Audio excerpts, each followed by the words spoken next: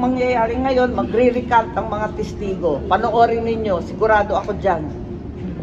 Isa-isa yan, na biglang babaliktad.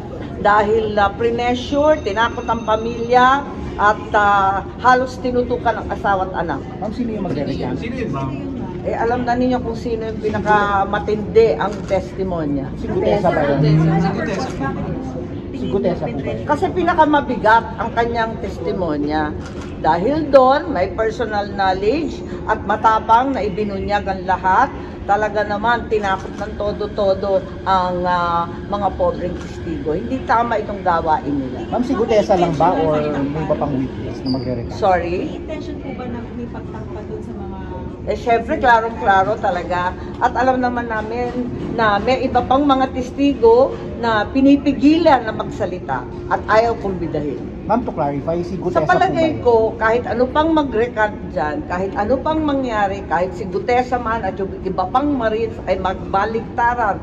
Di ba sinisiraan na siya, naumpisahan na peke daw, yung nag-notarize, nag-falsify daw, kung ano-ano ang sinasabi. Wala naman naniniwala na sa inyo. Linilin lang ninyo ang sambayan ng Pilipino. Pero ang Pilipino hindi na po magpapaloko. Ma'am, to clarify, yung pamilya na tinakot ay kay Gutesa, kay Bert or ni Gutesa? O basta, yun na yun. Abangan na lang ang susunod na kabanata. So nakita na siya, ma'am? Ha? Si Gutesa nakita na. Basta, oo. Basta alam ko na magbabaliktaran ang mga testigo. Asahan ninyo, tinakot ng tinakot. Tapos, yung mga gustong magsalita pa ay itinago o talagang sinabihan na huwag nang magsalita.